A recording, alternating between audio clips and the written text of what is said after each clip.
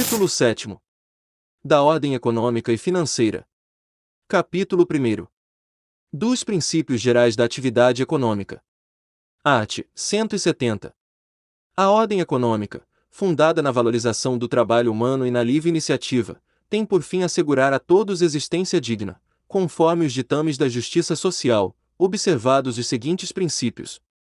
Inciso 1º. Soberania nacional. Inciso 2º. Propriedade privada. Inciso 3º. Função social da propriedade. Inciso 4º. Livre concorrência. Inciso 5º. Defesa do consumidor.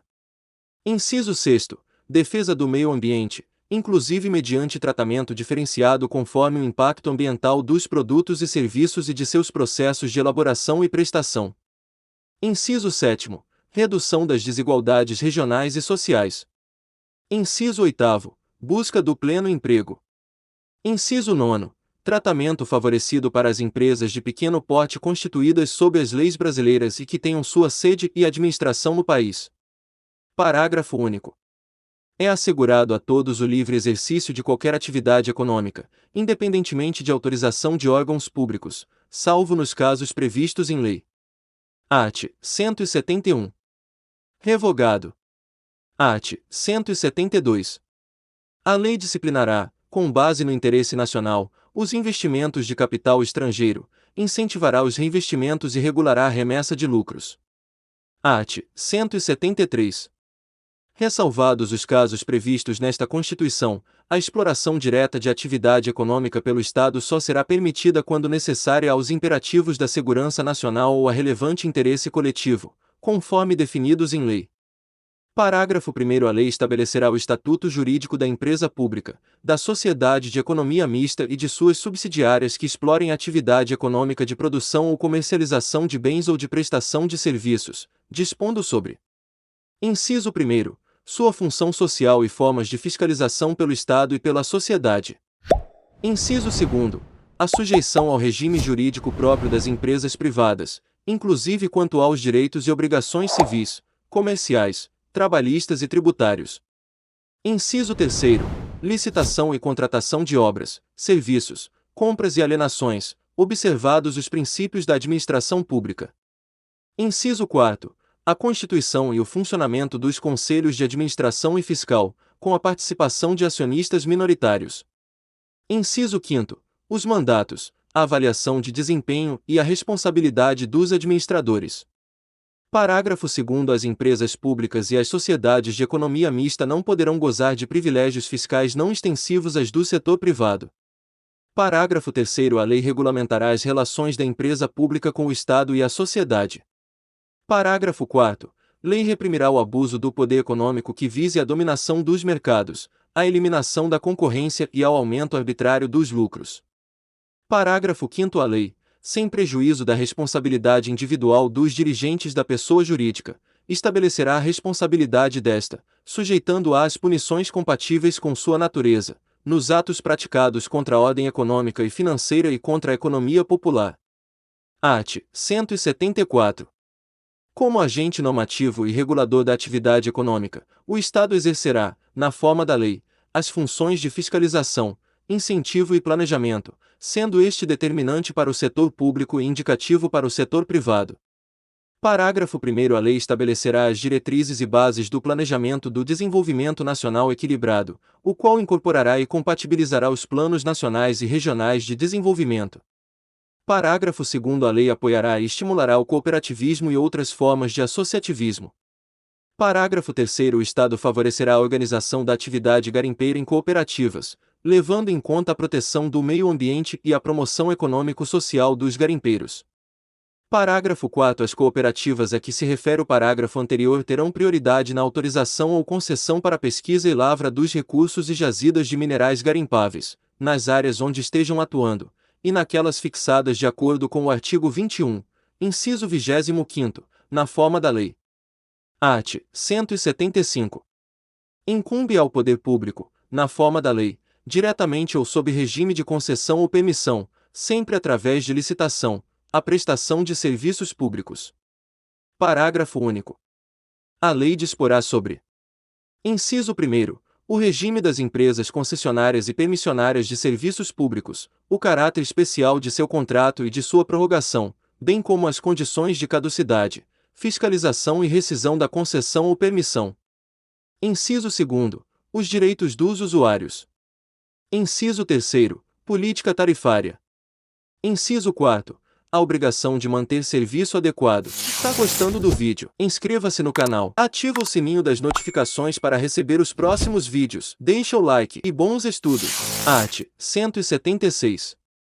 As jazidas, em lavra ou não, e demais recursos minerais e os potenciais de energia hidráulica constituem propriedade distinta da do solo, para efeito de exploração ou aproveitamento, e pertencem à União, garantida ao concessionário a propriedade do produto da lavra.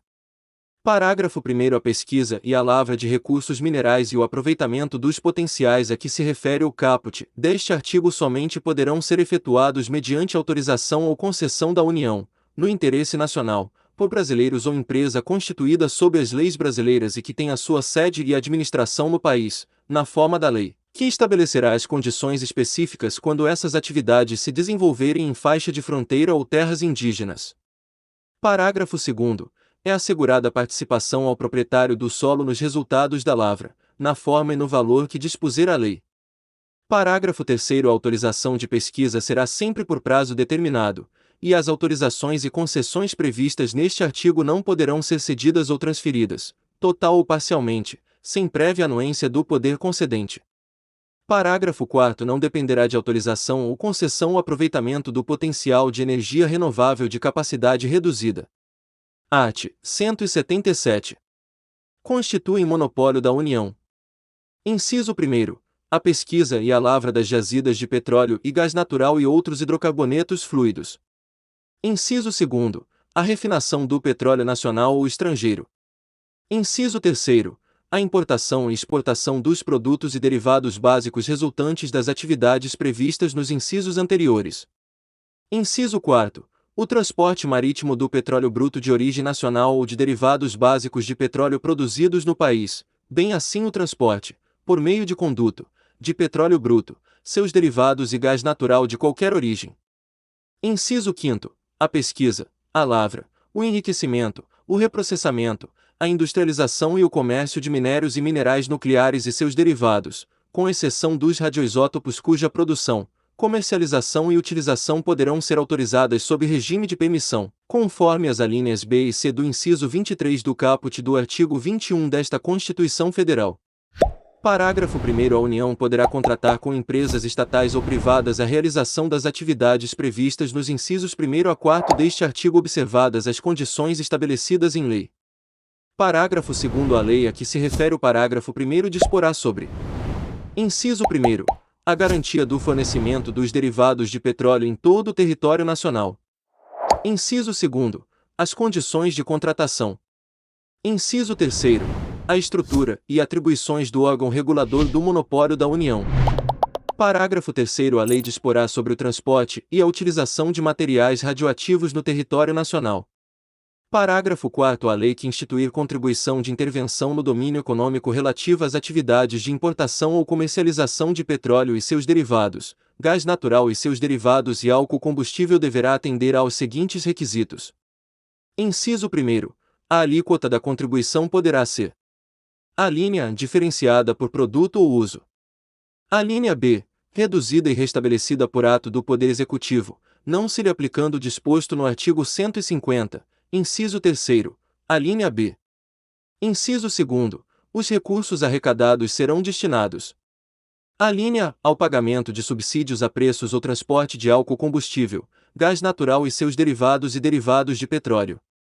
A linha B, ao financiamento de projetos ambientais relacionados com a indústria do petróleo e do gás. A linha C, ao financiamento de programas de infraestrutura de transportes.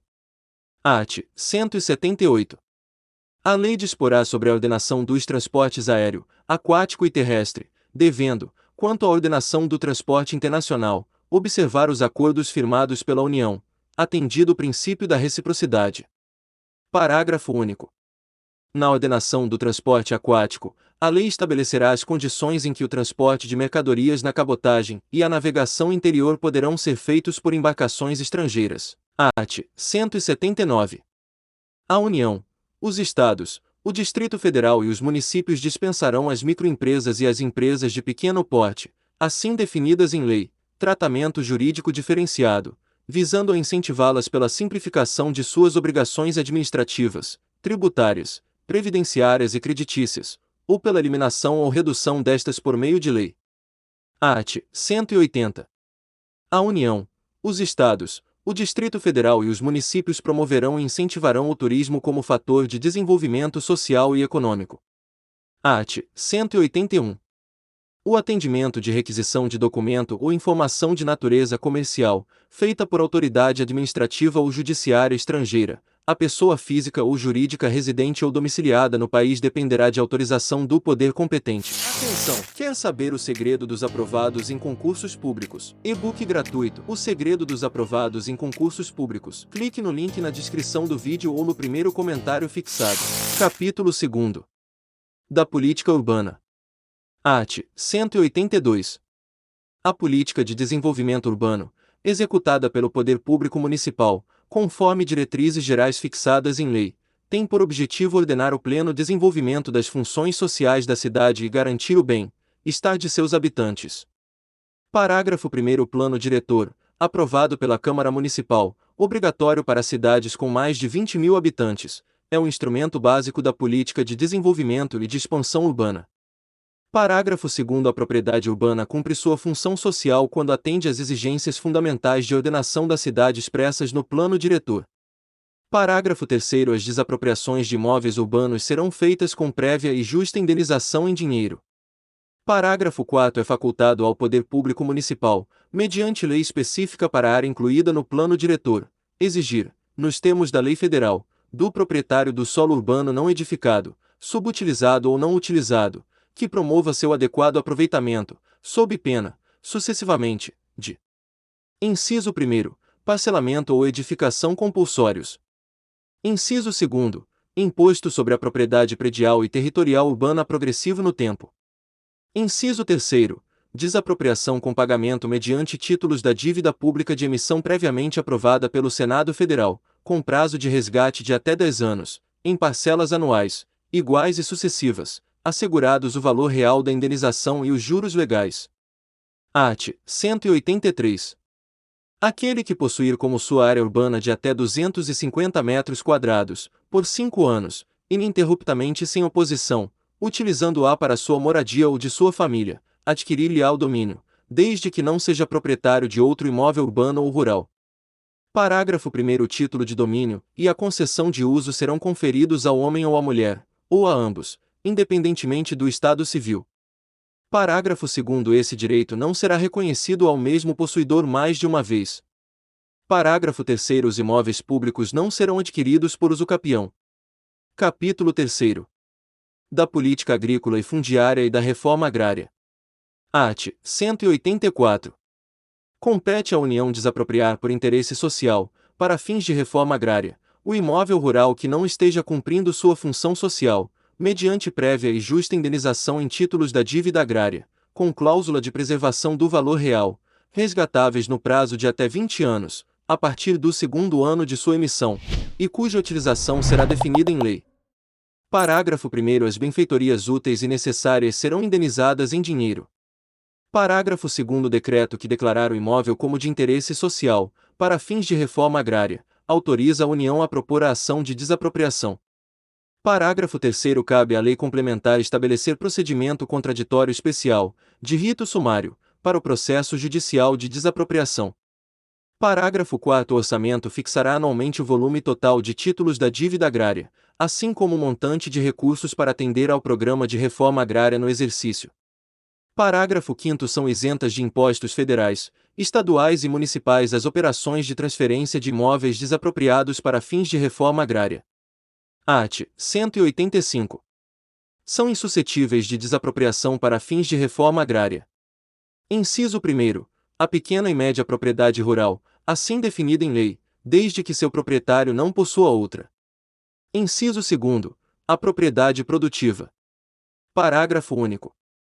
A lei garantirá tratamento especial à propriedade produtiva e fixará normas para o cumprimento dos requisitos relativos à sua função social. Art. 186. A função social é cumprida quando a propriedade rural atende, simultaneamente, segundo critérios e graus de exigência estabelecidos em lei, aos seguintes requisitos. Inciso 1. Aproveitamento racional e adequado. Inciso 2. Utilização adequada dos recursos naturais disponíveis e preservação do meio ambiente. Inciso 3. Observância das disposições que regulam as relações de trabalho. Inciso 4. Exploração que favoreça o bem-estar dos proprietários e dos trabalhadores. Art. 187. A política agrícola será planejada e executada na forma da lei, com a participação efetiva do setor de produção, envolvendo produtores e trabalhadores rurais, bem como dos setores de comercialização, de armazenamento e de transportes, levando em conta, especialmente: Inciso 1. Os instrumentos creditícios e fiscais. Inciso 2. Os preços compatíveis com os custos de produção e a garantia de comercialização. Inciso 3. O incentivo à pesquisa e à tecnologia. Inciso 4. A assistência técnica e extensão rural. Inciso 5. O seguro agrícola. Inciso 6. O cooperativismo. Inciso 7. A eletrificação rural e irrigação. Inciso 8. A habitação para o trabalhador rural. Parágrafo 1º. Incluem-se no planejamento agrícola as atividades agroindustriais, agropecuárias, pesqueiras e florestais. Atenção! Plano de estudos personalizado para seu concurso, com apostilas completas, questões atualizadas, simulados preparatórios, PDF, artigos, livros e muito mais. Clique no link na descrição do vídeo, no primeiro comentário. Parágrafo 2º. Serão compatibilizadas as ações de política agrícola e de reforma agrária. Art. 188. A destinação de terras públicas e devolutas será compatibilizada com a política agrícola e com o Plano Nacional de Reforma Agrária. Parágrafo 1º. A alienação ou a concessão, a qualquer título, de terras públicas com área superior a 2.500 hectares a pessoa física ou jurídica, ainda que por interposta pessoa, dependerá de prévia aprovação do Congresso Nacional. Parágrafo 2º. Excetuam-se do disposto no parágrafo anterior as alienações ou as concessões de terras públicas para fins de reforma agrária. Art. 189. Os beneficiários da distribuição de imóveis rurais pela reforma agrária receberão títulos de domínio ou de concessão de uso, inegociáveis pelo prazo de 10 anos. Parágrafo único. O título de domínio e a concessão de uso serão conferidos ao homem ou à mulher, ou a ambos, independentemente do estado civil, nos termos e condições previstos em lei. Art. 190. A lei regulará e limitará a aquisição ou arrendamento de propriedade rural por pessoa física ou jurídica estrangeira e estabelecerá os casos que dependerão de autorização do Congresso Nacional. Art. 191. Aquele que, não sendo proprietário de imóvel rural ou urbano, possua como seu, por 5 anos ininterruptos, sem oposição, área de terra, em zona rural, não superior a 50 hectares, tornando-a produtiva por seu trabalho ou de sua família, tendo nela sua moradia, adquirir-lhe-á a propriedade. Parágrafo único. Os imóveis públicos não serão adquiridos por usucapião. Capítulo 4. Do Sistema Financeiro Nacional. Art. 192. O Sistema Financeiro Nacional, estruturado de forma a promover o desenvolvimento equilibrado do país e a servir aos interesses da coletividade, em todas as partes que o compõem, abrangendo as cooperativas de crédito, será regulado por leis complementares que disporão, inclusive, sobre a participação do capital estrangeiro nas instituições que o integram. Inciso 1º. Revogado. Inciso 2º. Revogado. Inciso 3º. Revogado. Alínea A. Revogado. Alínea B. Revogado. Inciso 4º. Revogado. Inciso 5º. Revogado. Inciso 6º. Revogado. Inciso 7º. Revogado. Inciso 8º. Revogado. Parágrafo 1 graus. Revogado. Parágrafo 2 graus. Revogado. Parágrafo 3 graus. Revogado. Título 8º. Da Ordem Social. Capítulo 1º. Disposição Geral. Art. 193. A ordem social tem como base o primado do trabalho, e como objetivo o bem-estar e a justiça sociais. Parágrafo único. O Estado exercerá a função de planejamento das políticas sociais, assegurada, na forma da lei, a participação da sociedade nos processos de formulação, de monitoramento, de controle e de avaliação dessas políticas. Capítulo 2. Da Seguridade Social. Seção 1. Disposições Gerais. Art. 194. A Seguridade Social compreende um conjunto integrado de ações de iniciativa dos poderes públicos e da sociedade, destinadas a assegurar os direitos relativos à saúde, à previdência e à assistência social. Parágrafo único. Compete ao poder público, nos termos da lei, organizar a Seguridade Social, com base nos seguintes objetivos. Inciso 1. Universalidade da cobertura e do atendimento. Inciso 2. Uniformidade e equivalência dos benefícios e serviços às populações urbanas e rurais. Inciso 3. Seletividade e distributividade na prestação dos benefícios e serviços. Inciso 4. Irredutibilidade do valor dos benefícios. Inciso 5. Equidade na forma de participação no custeio. Inciso 6.